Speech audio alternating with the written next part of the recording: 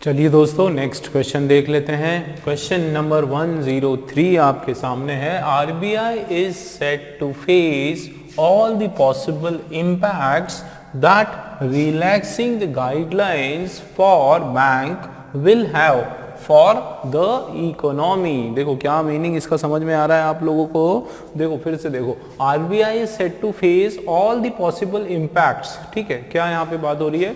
RBI जो है वो सेट टू फेस, मतलब वो तैयार है, वो रेडी है। ठीक है, आरबीआई रेडी है फेस करने के लिए। क्या फेस करने के लिए? All the possible impacts. Impacts का मतलब होता है जितने भी पॉसिबल जो असर, ठीक है, जो भी असर या जो भी उसका परिणाम हो रहा है, इम्पैक्ट्स। ठीक है, अब देखो ये दैट आ गया दोस्तों, तो दैट आ गया। दैट का मतलब है आपका ये रिलेटिव प्रोनाउन है। इसका मतलब इसके बाद जो सेंटेंस है वो आपका एक क्लॉज की तरह होगा, कुछ एक्स्ट्रा बातें होगी, है ना। तो अगर अपन उसको सेपरेट भी कर सकते हैं, देखो कहाँ तक चलेगा। दैट रिलैक्सिंग द, है ना, that relaxing the guidelines for bank will have, तो ये जो है आपका यहां तक, ये आपका एक सेंटेंस है फॉर द इकोनॉमी। दोस्तों इसको करने का मैं आपको तरीका बताता हूं। आप जो ये दैट है, दैट से विल हैव तक मान लो, इसको, इस सेंटेंस को सेपरेट कर दो, हटा दो। फिर देखो कैसे पढ़ेंगे। देखो RBI is set to face all the possible impacts for the economy, है ना। RBI will set to face all the possible impacts for the economy। तो RBI जो है वो set to face, वो तैयार हो गई। set to face का मतलब होता है ready to face। ठीक है, क्या मतलब होता है? ready to face। तो RBI जो है वो ये सामना करने के लिए तैयार है, जितने भी पॉसिबल जो असर होने वाले हैं, परिणाम होने वाले हैं, उसके लिए। That relaxing the guidelines for bank will have, मतलब जो कि relaxing the guideline for banks will have, मतलब वो वाले इम्पैक्ट की यहाँ पे बात हो रही है। वो वाले इम्पैक्ट की बात हो रही है कि जो कि गाइडलाइंस में अगर रिलैक्स करेंगे तो बैंक्स पर पड़ने वाला है। जो कि किस पर पड़ने वाला है? बैंक्स पर पड़ने वाला है। तो इसीलिए ये आपका क्लॉज हो गया फॉर द इकोनॉमी। तो यहाँ पे देखो पहले तो मीनिंग आपको क्लियर हुआ, किसकी बात हो रही है? आरबीआई की बात हो रही है। ये कहा जा रहा है कि आरबीआई जो है सारे पॉसिबल असर, परिणाम झेलने को तैयार हैं, जो कि गाइडलाइंस को, जो अगर बैंक्स की जो गाइडलाइंस है उसको रिलैक्स करेंगे, उसमें कुछ ढील देंगे, उससे होने वाले हैं। ठीक है, और वो जो इम्पैक्ट है वो किसको पड़ेगा? For the economy. तो यहाँ पे देखो गड़बड़ कहाँ हो गई, ये फॉर द इकोनॉमी आपका गलत है, ऑन द इकोनॉमी यहाँ पे बात हो रही है। इसीलिए मैंने क्या किया था, इसीलिए मैंने इसको सेंटेंस को दो पार्ट में डिवाइड किया था। आप देखो इम्पैक्ट्स के बाद सीधा फॉर द इकोनॉमी आने वाला या फिर ऑन द इकोनॉमी, ऐसे देखो। मान लो ये सेंटेंस हटा दो एक मिनट के लिए, ये सारा आपका जो दैट से विल हैव तक हटाओ। फिर देखो RBI is set to face all the possible impacts on the economy. ठीक है, तो सेट टू फेस, तो जितना भी इकोनॉमी के ऊपर जो पॉसिबल इम्पैक्ट पड़ने वाला है उसको आरबीआई फेस करने को, उसको निपटाने को, जो है उससे लड़ने को जो है आरबीआई तैयार है। ठीक है, और ये जो इम्पैक्ट है, इस इम्पैक्ट के बारे में यहाँ पे ये आपका एक एक्स्ट्रा क्लोज दिया हुआ है। ठीक है, एक्स्ट्रा छोटा सा सेंटेंस दिया है। तो दैट देखो, that relaxing the guidelines for bank will have, मतलब ये इम्पैक्ट जो है किस पे होने वाला है? Relaxing the guideline for banks पर होने वाला है। ठीक है, उसकी बात हो रही है। इसका मतलब क्या है दोस्तों कि एरर जो है हमारा डी के अंदर हमारा एरर आ गया। ठीक है, चलिए नेक्स्ट क्वेश्चन देते हैं। देखो इसी तरह के क्वेश्चन आते हैं, आप देखो उलझाने वाले क्वेश्चन आते हैं, जिसमें बहुत ध्यान से आपको पढ़ना पड़ता है, पूरा एक एक चीज समझ के आपको करना पड़ता है ना। इसीलिए ये आरबीआई जो है, आरबीआई में इस तरह के बहुत क्वेश्चन आते हैं। चलिए तो 104 वाला देख लेते हैं। The manager was angry at the boss as he thought the boss nasty remarks were aimed with him. अच्छा देखो क्या हो रहा है, the manager was angry at the boss. तो मैनेजर जो है, देखो मैनेजर क्या है आपका, ये आपका सिंगुलर सब्जेक्ट है।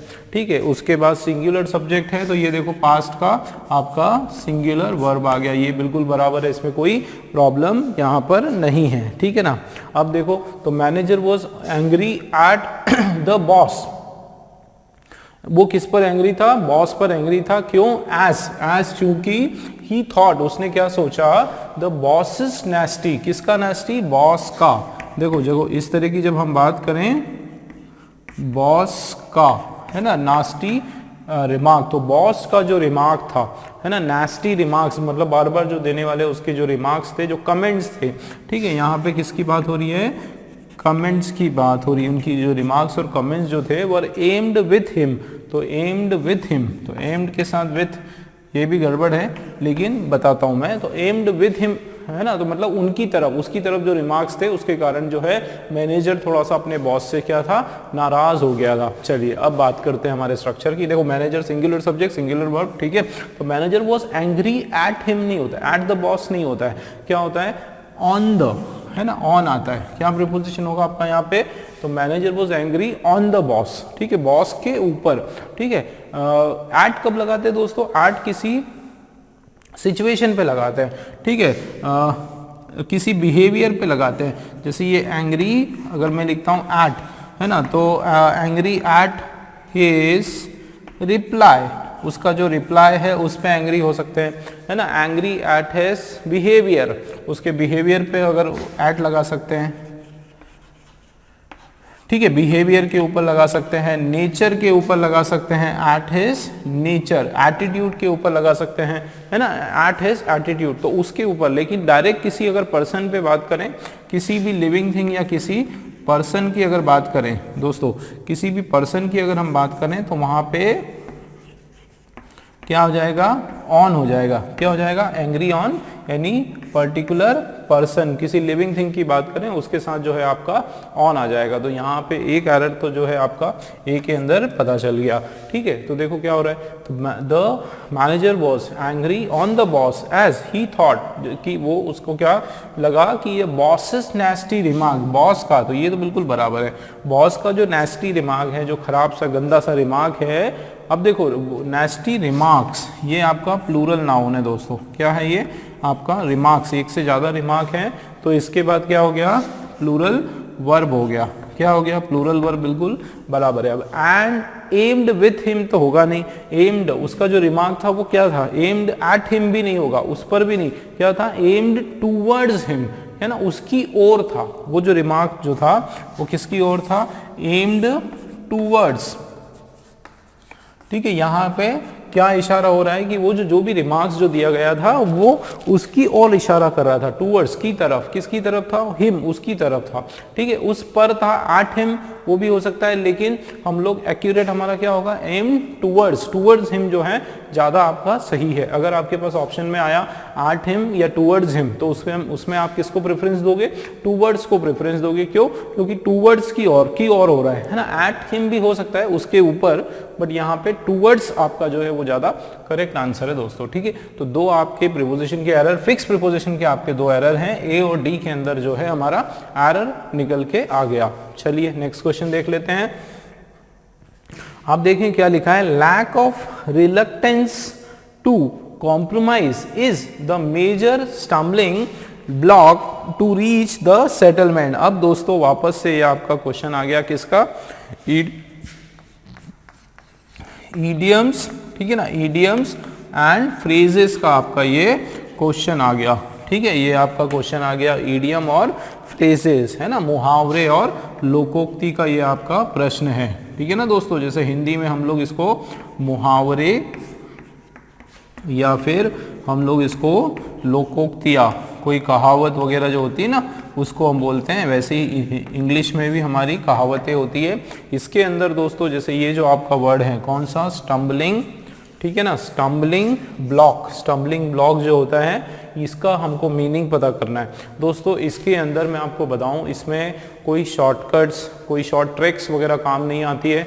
कुछ लोकोक्तियाँ, कुछ मुहावरे आपके जो फ्रेजेस है वो इजी आ जाते हैं, उसमें तो हम लोग वर्ड से पता कर लेते हैं, लेकिन बहुत सारे ऐसे हैं जिसमें वो इजी नहीं होते हैं। और सबसे बड़ी बात, बहुत कंफ्यूजिंग ऑप्शंस देते हैं, बहुत ही क्लोज मीनिंग वाली ऑप्शंस देते हैं। अगर आपको उसका एग्जैक्ट मीनिंग नहीं पता हो तो बहुत मुश्किल पड़ती है आंसर निकालने में, गलती होने की चांसेस सबसे ज़्यादा होते हैं, है ना। तो इसलिए क्या करना है हमको कि ईडियम फ्रेजेस बिल्कुल पढ़ के जाना है, कम से कम 200 ईडियम फ्रेजेस अलग अलग कहीं कहीं से निकाल के उसको एक बार भी अगर आपके टच में आ गया, एक बार भी अगर आपने उसको गो थ्रू कर लिया तो समझो आप कभी नहीं भूलोगे। इतना ईजी है, बट शर्त है एक बार आपको पढ़ना ज़रूरी है। चलिए देख लेते हैं, ट्राई करते हैं हम लोग। मीनिंग भी पूरा समझते हैं। Lack of reluctance to compromise is the major stumbling block to reach the settlement. अब देखो यहाँ पे क्या हो रही है, लैक ऑफ रिलक्टेंस है ना टू कॉम्प्रोमाइज, मतलब रिलक्टेंस का मतलब होता है इच्छा शक्ति, ठीक है, रिलक्टेंस का मतलब होता है इच्छा होना, तो इच्छा शक्ति है ना, या इच्छा होना है ना, चाहत होना, चाह होना, ठीक है। तो ये लैक ऑफ चाह, उसकी एक विश नहीं है उनके पास, क्या, टू कॉम्प्रोमाइज, कॉम्प्रोमाइज करने के लिए मतलब समझौता करने की उनके पास जो है कोई इच्छा नहीं है, उस इच्छा की कमी, समझौता है ना, या कॉम्प्रोमाइज करने की, समझौता करने की जो इच्छा है उसकी कमी, वो है ना, समझौता करने की इच्छा की जो कमी है वो क्या है, सबसे मेजर है, क्या है, स्टम्बलिंग ब्लॉक है, स्टम्बलिंग ब्लॉक है। क्यों, टू रीच द सेटलमेंट, ये जो सेटलमेंट हो रहा है ना, जो दोनों के बीच संपत्ति का जो सेटलमेंट जो भी हो रहा है उसकी उस तक पहुंचने के लिए ये क्या है, वो स्टम्बलिंग ब्लॉक है।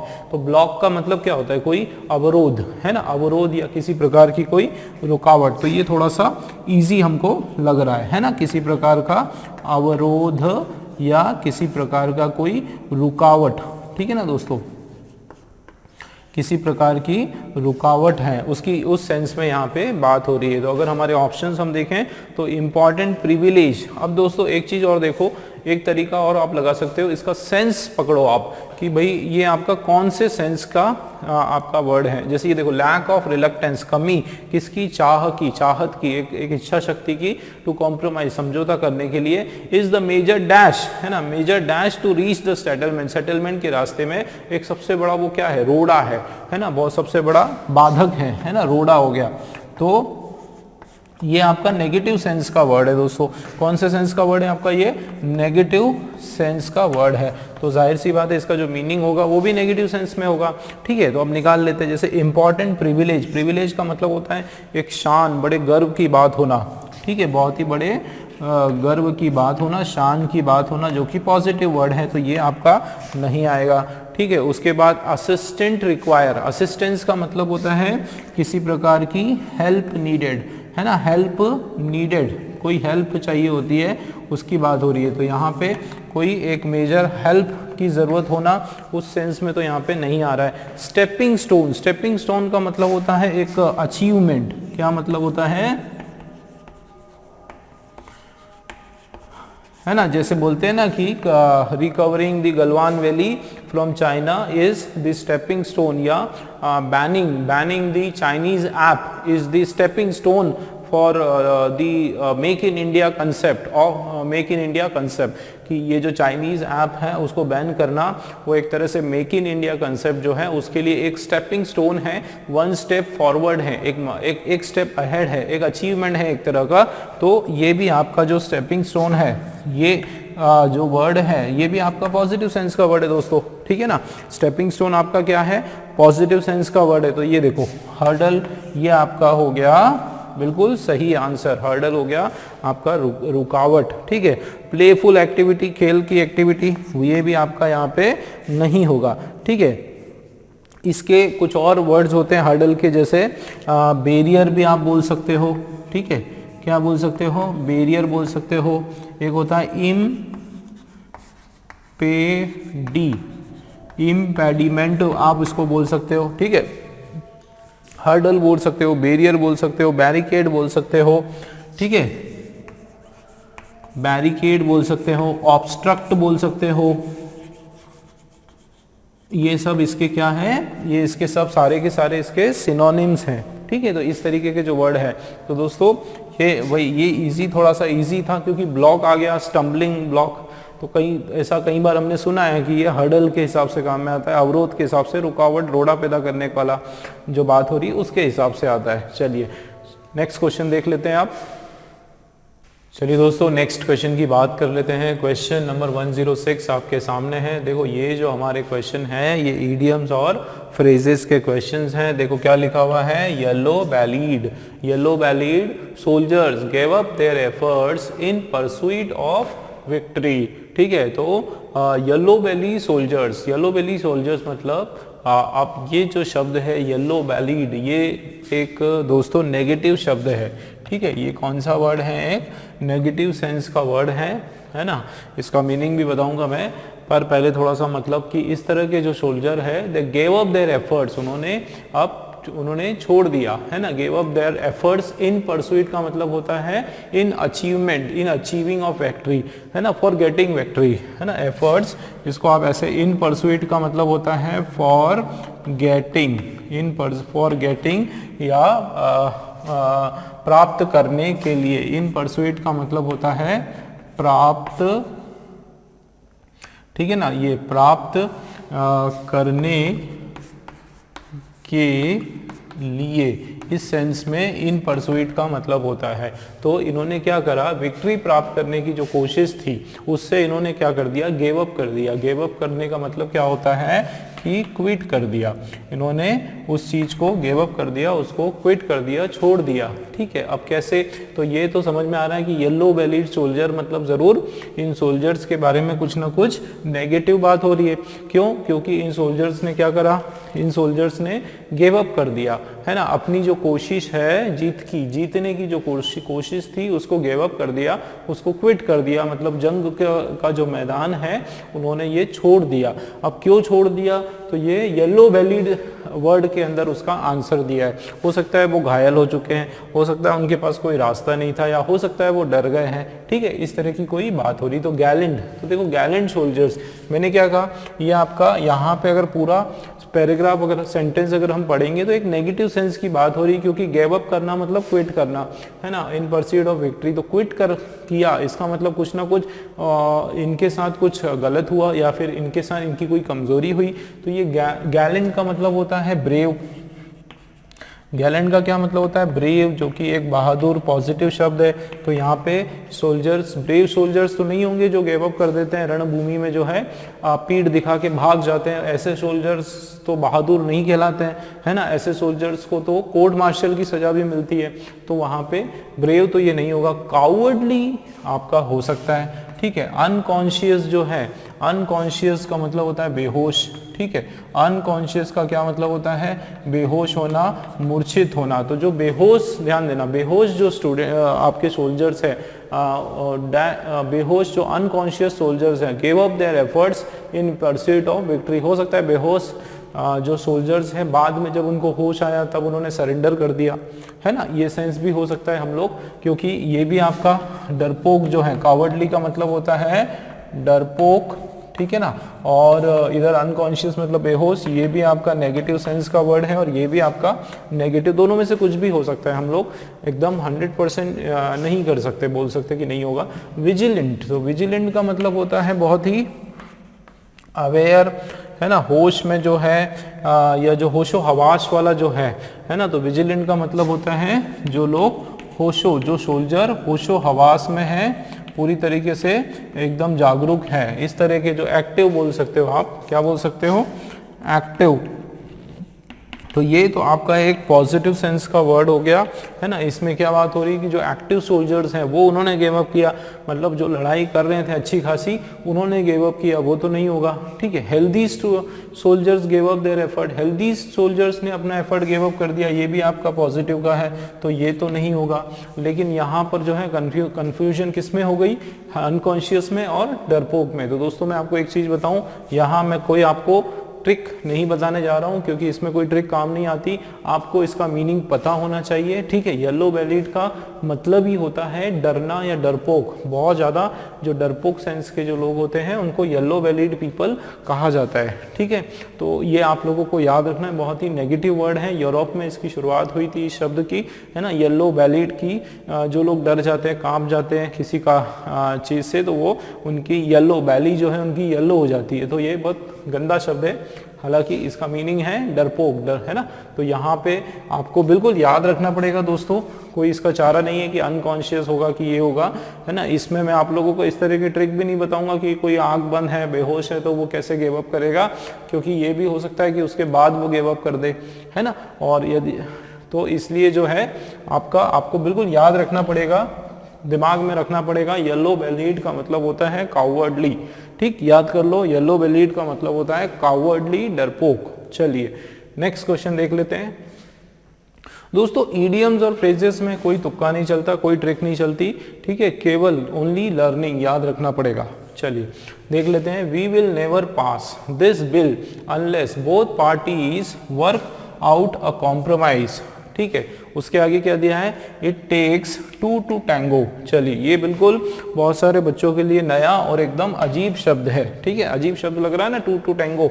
अब देखो वी विल नेवर, क्या यहाँ पे बात क्या हो रही है, देखो we will never pass this bill unless both parties work out a compromise. हम कभी भी जो है इस पर्टिकुलर बिल को पास नहीं करने वाले हैं। कब तक नहीं करने वाले हैं, जब तक कि ये दोनों पार्टीज, दोनों जो साइड है, दोनों जो पार्टीज है वो वर्क आउट अ कॉम्प्रोमाइज, एक कॉम्प्रोमाइज नहीं कर ले, एक प्रकार का एक साथ मिलके किसी एक प्रकार का समझौता ना कर ले, तब तक जो है हम लोग कोई भी बिल वगैरह पास नहीं करने वाले हैं, ठीक है। आगे क्या लिखा हुआ है, it takes two to tango. दोस्तों इसका ये आपका एक मुहावरा है, मतलब इंग्लिश में आपका जो है ये एक ईडियम है, और इसका मतलब हिंदी में इसका, इस मुहावरे से इसका मतलब आता है कि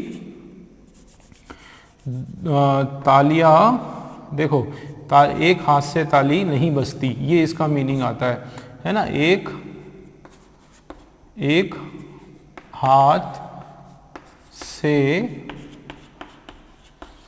ताली नहीं बजती, है ना। इसको ऐसे भी ले सकते हो कि ताली जो है वो दोनों हाथ से बजती है, ताली जो है दोनों हाथ से बजती है, एक हाथ से जो है ताली नहीं बजती है। इसका क्या मतलब है, ताली दोनों हाथ से बजती है, इसका क्या मतलब है, आपस में क्या होना चाहिए, आपस में कोऑपरेशन होना चाहिए, एक दूसरे का सपोर्ट होना चाहिए, दोनों तरफ से हामी होना चाहिए, कोऑर्डिनेशन होना चाहिए, है ना। तो ये उसकी बात हो रही, कोलैबोरेशन होना चाहिए, कोऑपरेशन होना चाहिए, उस तरह की बात हो रही। देखो it takes two to tango, तो टैंगो करने के लिए जो है हमको दो की जरूरत पड़ती है, वो ऐसा एक इंग्लिश की कहावत है, टू टू टैंगो, ठीक है। इसका सीधा सीधा मतलब होता है दोस्तों कोऑपरेशन, ठीक है। क्या मतलब होता है, कोऑपरेशन, एक दूसरे से कोऑपरेट करना।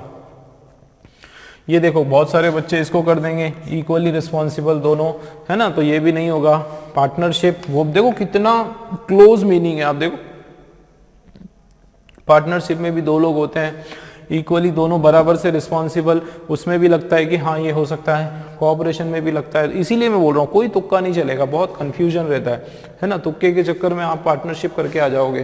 तो इसलिए आपको बिल्कुल याद रखना है कोऑपरेशन आपका सही है ना। डिसेंट आपका वर्ड नहीं होगा, कंट्रोवर्सी जो है ये आपका शब्द यहाँ पे नहीं होने वाला है, ठीक है ना दोस्तों। तो चलिए क्लियर हुआ ये आपको, आगे चलते हैं। हाँ, तो नेक्स्ट क्वेश्चन की बात कर लेते हैं हम लोग, हमारा आंसर मिल गया। चलिए नेक्स्ट है हमारे पास 108 वाला, talking business affairs at dinner is a faux pas in many countries. ये भी आपके लिए एक नया ईडियम हो गया दोस्तों, ठीक है ना, एकदम नया आपके लिए एक ईडियम हो गया फॉक्स पास, ठीक है। तो क्या मीनिंग है इसका कि टॉकिंग बिजनेस अफेयर की अगर हम बात करें, कहाँ पर बिजनेस अफेयर की बात करें, एट डिनर, मतलब बिजनेस के बारे में। जब जैसे बहुत सारे अक्सर क्या होता है कि लोग बिजनेस की बात जब खाना खाते हैं ना, खाना खाते हैं तो उस टाइम में बहुत सारी बातें करते हैं, इधर उधर की बात करते हैं, हंसी मजाक की बात करते हैं, बिजनेस की भी बात करते हैं। तो कोई ऐसी नई बात नहीं है ना, लेकिन कई जगह खास करके यूरोप में ऐसा कोई रिवाज है। देखो talking business affair at dinner, वहाँ पे अगर डिनर पर हमने अगर बिजनेस की बात करी तो वो क्या है, is a faux pas in many country. तो यहाँ फॉक्स का मतलब लोमड़ी नहीं दोस्तों, है ना, लोमड़ी का पास नहीं है यहाँ पे। फॉक्स कोई एक नेगेटिव वर्ड है, क्या है, नेगेटिव वर्ड है, और इसका मतलब है कि बहुत बड़ा, एक तरह से पाप लगने जैसा है, एक तरह से बहुत ही बुरा माना जाता है, ठीक है। तो यूरोप में बहुत सारे ऐसे देश हैं जहाँ पे ये माना जाता है, खास करके फ्रांस में, कि अगर आप डिनर पे बिजनेस की चर्चा कर रहे हो तो मतलब एक तरह से वो पूरी एक सामाजिक कुरीति है, वो सामाजिक एक तरह से आप ब्लंडर है ना, एक सामाजिक एक तरह से पाप है वो, है ना, इन सोशल है कि इस तरह के, क्योंकि वो लोग बहुत सिस्टमेटिक है, जब काम के टाइम काम करते हैं, खाना खाने के टाइम केवल फैमिली फुल इंजॉय करते हैं। तो इस तरह की बात हो रही है। तो देखो यहाँ पे फैशनेबल, ये आपका एक नेगेटिव सेंस का वर्ड है, फैशनेबल जो है वो पॉजिटिव सेंस का वर्ड है, तो फैशनेबल आपका ये नहीं होने वाला है। ओल्ड ट्रेडिशन, पुराना ट्रेडिशन, वो भी यहाँ पे बात नहीं हो रही है। सोशल ऑब्लिगेशन, ऑब्लिगेशन का मतलब ड्यूटी, एक तरह से ये उनकी एक ड्यूटी है कि ऐसा उनको करना ही पड़ता है कि जब भी वो खाना खा रहे हैं तब वो क्या कर रहे हैं, बिजनेस की बात कर रहे हैं, ऐसा कहीं भी नहीं है। ठीक है, ये एक तरह से दोस्तों क्या है, एक सोशल ब्लंडर है। ब्लंडर है मतलब एक तरह से बहुत बड़ी गलती मानी जाती है। सोशल आपको ये क्या मानी जाती है, मिस्टेक मानी जाती है, बहुत बड़ा पाप माना जाता है, बहुत बड़ी कुकृत माना जाता है इस चीज को करना। ठीक है, तो ये आपका सही आंसर है social blunder. Symbol of richness, अमीरी की निशानी, ये भी आपका देखो पॉजिटिव सेंस में है, ये भी आपका नहीं होगा। ठीक है, तो इसका दोस्तों ये आपके लाइलाज हैं, इनको आपको याद रखना ही पड़ेगा। एक बार याद रख लो बस, फॉक्स पास जो है नेगेटिव होता है, सोशल आपका मिस्टेक, सोशल ब्लंडर हो जाएगा। It takes two to tango, मतलब दो तालियां जो है हमेशा दो हाथ से बजती है। ठीक है, और वैसे ही यहाँ पे येलो बेलीड जो है उसका मतलब होता है कावर्डली। चलिए नेक्स्ट क्वेश्चन देख लेते हैं। स्वागत दोस्तों आप सभी का एक बार फिर से। चलिए क्वेश्चन नंबर 109 हम लोग कर रहे हैं, और 109 में दोस्तों ये जो पर्टिकुलर क्वेश्चन है ये थोड़ा सा आपका अलग तरह का, थोड़ा ट्विस्टिंग क्वेश्चन है। देखो इस तरह के क्वेश्चन आते हैं, और क्या इस क्वेश्चन में दिया हुआ है आप देखें, इसके अंदर आपके पास A, B, C और D 4 ऑप्शंस दिए हैं दोस्तों। 4 आपके पास ईडियम्स है, 4 ये क्या लिखे हुए हैं सारे आपके पास ईडियम्स है। कौन कौन से, एट बे हो गया, उसके बाद एट सिक्सेस एंड सेवेंस हो गया, ये हमारा जो है आइसिंग ऑन द केक, और उसके अलावा डोंट हैव अ काउ। ऐसे 4 आपके सामने ईडियम्स हैं दोस्तों। किसी एक ईडियम का जो प्लेसमेंट है इन क्वेश्चंस में वो रॉन्ग प्लेसमेंट है, आपको वही पता करना है। कोई 3 जो ईडियम्स हैं आपके बिल्कुल बराबर है, और एक जो ईडियम है वो उसका वहां पे उसकी रिक्वायरमेंट नहीं है, वो रॉन्ग प्लेसमेंट है। आपको उस particular number A, B, C या D कौन सा है उसको हमको टिक लगाना है। चलिए क्वेश्चन देख लेते हैं। देखो भाई क्वेश्चन ए हमारा क्या बताया जा रहा है कि the hunters lit fires to keep animal at bay. देखो क्या मीनिंग क्या है इसका, हंटर जो शिकारी जो है उन्होंने क्या किया, लिट फायर है ना, लिट जो है वो लाइट का सेकेंड फॉर्म है ना, आग जलाना। आग जलाना जो वर्ड है वो होता है, तो हंटर्स ने आग जलाई।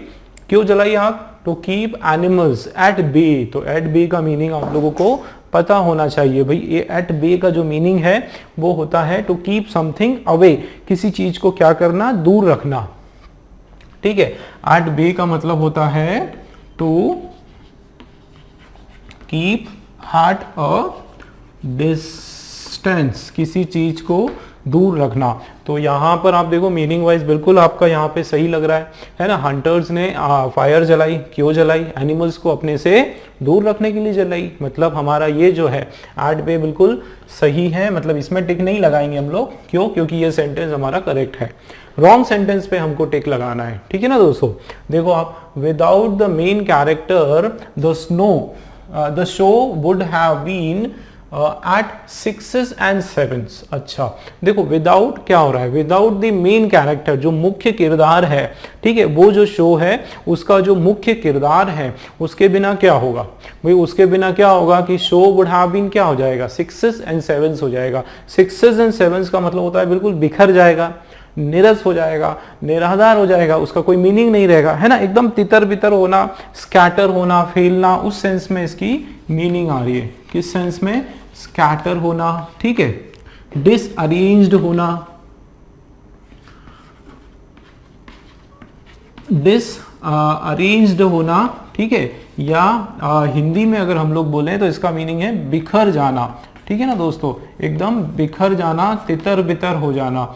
ठीक है, उस सेंस में यहाँ पे उसका मीनिंग निकल के आ रहा है। तो दोस्तों ये भी आपके लिए जो है बिल्कुल नया आपके लिए कोई एक मुहावरा होगा, ये एट 6s and 7s है ना, आपको याद रखना पड़ेगा।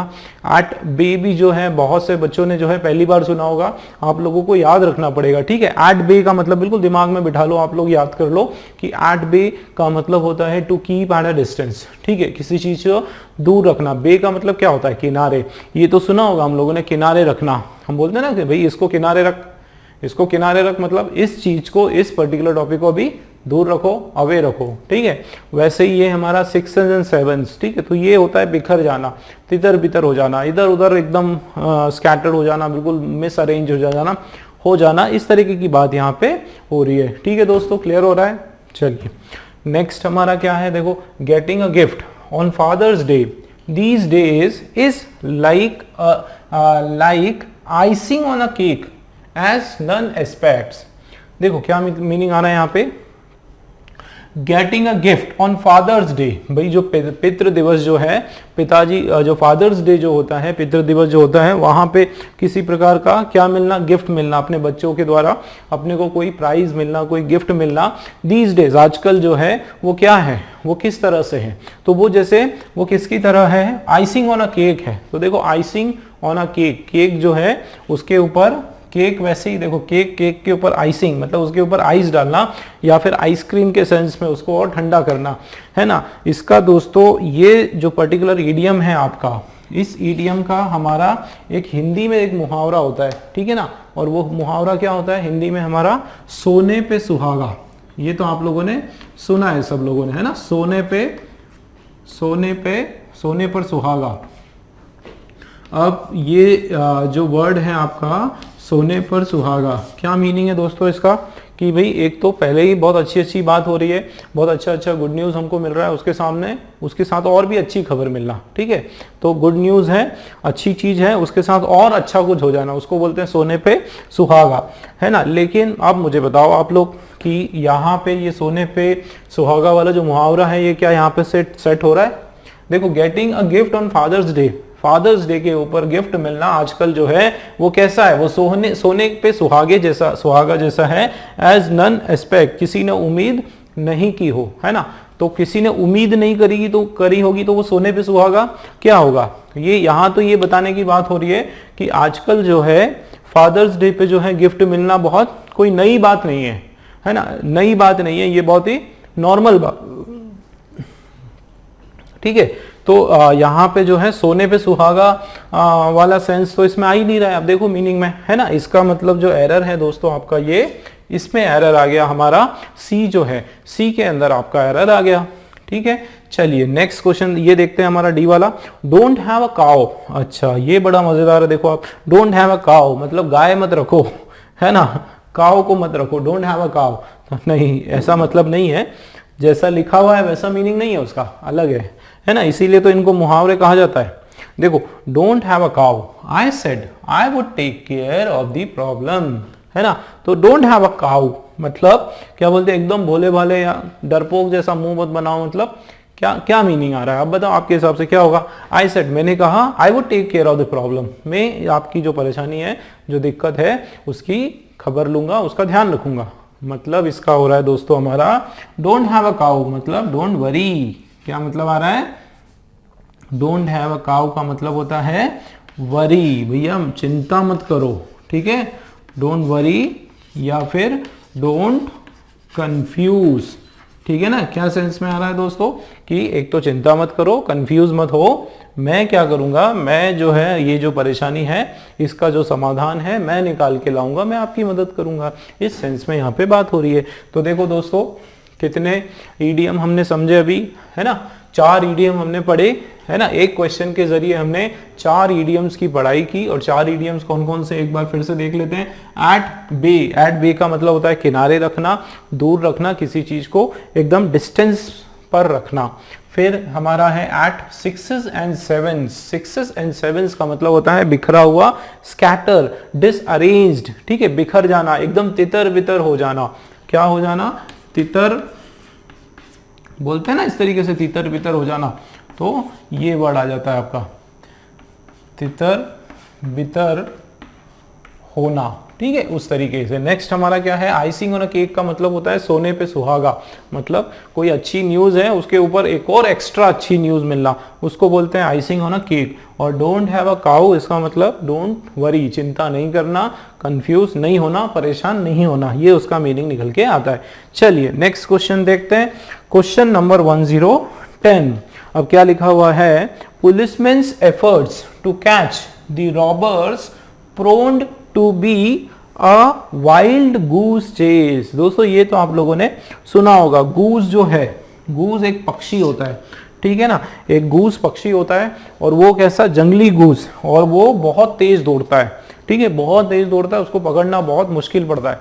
कई बार वो झाड़ियों में घुस जाता है, ऊपर कूद जाता है, इधर चले जाता है, उधर चले जाता है, उसको पकड़ना बहुत, पसीने छूट जाते हैं उसको पकड़ने में। तो यहाँ पे उससे कंपेयर करके, उससे तुलना करते हुए यहाँ पर हम लोग, यहाँ पर बात हो रही है कि पुलिसमैन एफर्ट, पुलिसमैन की जो एफर्ट है, जो कोशिश है, किसका, टू कैच द रॉबर, वो रॉबर्स को पकड़ने की जो कोशिश है, प्रोन टू बी, है ना, प्रोन टू बी का मतलब होता है ऐसा लग रहा है, मानो ऐसा लग रहा है जैसे कि, ऐसी बनती जा रही है जैसे कि वाइल्ड गूस चेज, जैसे कि वो किसी वाइल्ड गूस को चेज कर रहे हैं, है ना, मतलब बिल्कुल बेकार सी है उसकी चेज, बिल्कुल जिसका कोई फायदा नहीं हो रहा है ना, उस तरह की चेज हो गई। मतलब आप बोल सकते हो मीनिंगलेस, एक तरह से बेकार सी चेज है, या फिर मीनिंगलेस,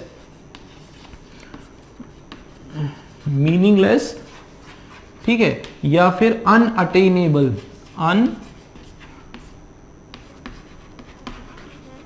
अनअटेनेबल, जिसको आप असंभव जैसा है, एकदम मीनिंगलेस, बेकार सी है, मतलब बिल्कुल उसको करने का कोई मीनिंग नहीं है। क्यों, क्योंकि रॉबर्स जो है वो बहुत फास्ट है, वो पकड़ में नहीं आने वाले हैं, है ना। तो असंभव के सेंस से, मीनिंगलेस के सेंस से यहाँ पे बात हो रही है। मतलब दोस्तों अगर देखा जाए तो ये आपका एक नेगेटिव सेंस में यहाँ पर इसको यूज किया गया है, ठीक है भाई। ये बताने की कोशिश हो रही है कि पुलिसमैन जो कोशिश कर रही है चोरों को पकड़ने की, रॉबर्स को पकड़ने की, वो कोई, उसका कोई फायदा नहीं होने वाला है। क्यों, क्योंकि पुलिस स्लो है और रॉबर्स जो है पहले ही निकल चुके हैं, वो बहुत फास्ट है। मतलब यहाँ पे एक नेगेटिव सेंस में यहाँ पर बात हो रही है, ठीक है। किस सेंस में बात हो रही है, नेगेटिव सेंस में। तो यहाँ पे जाहिर सी बात है जो इसका मीनिंग है वो भी नेगेटिव सेंस का होगा, ठीक है ना। देखो प्रोडक्टिव हंटिंग, तो प्रोडक्टिव हंटिंग, यहाँ शिकार की बात हो रही है क्या भाई, पुलिसमैन किस चीज का शिकार करेंगे, तो ये आपका ये नहीं होगा। फिर फ्यूटाइल सर्च, देखो सर्च करना और फ्यूटाइल, फ्यूटाइल का मतलब होता है एफर्ट, मीनिंगलेस, है ना, बिना किसी काम का। तो ये फ्यूटाइल क्या मतलब होता है, फ्यूटाइल का मीनिंगलेस। तो ये दोस्तों आपका ये वाला पॉइंट जो है मीनिंग वाइज बिल्कुल सही है, ठीक है। फ्यूटाइल का मतलब होता है किसी मतलब का नहीं, ठीक है। अनअटेनेबल, जिसको कोई अचीव ना कर सके, उस तरीके से। आइडियल सीकिंग, आइडियल जो वर्ड है, ठीक है, हिंदी इसका होता है आदर्श, है ना, मतलब एक पॉजिटिव सेंस का वर्ड है। कौन सा सेंस का वर्ड है दोस्तों, ये पॉजिटिव सेंस का। तो आदर्श क्या अचीव, है ना, एक आदर्श स्थापित करने की यहाँ पे बात हो रही है क्या, नहीं हो रही है ना। तो ये वाला भी आपका गलत हो जाएगा। उसके बाद फिर जेन्युइन एफर्ट, जेन्युइन का मतलब होता है राइट, है ना, right effort, true effort, positive, ये भी आपका जो है पॉजिटिव सेंस में यहाँ पे इसका मीनिंग निकल के आ रहा है कि एक अच्छी कोशिश है ना। नन ऑफ दिस नहीं होगा, मतलब बी वाला जो है वो हमारा करेक्ट है, ठीक है दोस्तों। दो क्वेश्चन के माध्यम से हम लोगों ने कितने, पांच हमने मुहावरे पढ़े हुए हैं, ठीक है। कौन कौन से, देखो फिर से देख लो, मीनिंग वाइज ये बहुत इंपॉर्टेंट है, इसीलिए मैं बार बार रिपीट कर रहा हूँ, क्योंकि मैं बता रहा हूँ ना, इसके मीनिंग्स एक बार आपको अगर दिमाग में बैठ गए तो फिर आप नहीं भूलने वाले हो। फिर तो कभी भी कोई भी क्वेश्चन आ जाए आप तुरंत इसको कर दोगे। और ये स्कोरिंग भी है, इसीलिए इससे बहुत अच्छा स्कोर भी कर सकते हैं हम लोग, क्योंकि बस एक बार हमको इसको पढ़ना होता है। देखो at bay, to keep a distance, दूरी बनाए रखना, ठीक। दूसरा एट 6s and 7s, बिखर जाना, स्कैटर हो जाना, ठीक। फिर आइसिंग ऑन अ केक का मतलब होता है सोने पे सुहागा, ठीक है। डोंट हैव अ काउ का मतलब डोंट वरी। और ये हमारा जो वाइल्ड गूस चेज, इसका मतलब है बहुत ही मीनिंगलेस सर्च, मीनिंगलेस सर्च, ठीक है, क्लियर है। चलिए नेक्स्ट क्वेश्चन देखते हैं।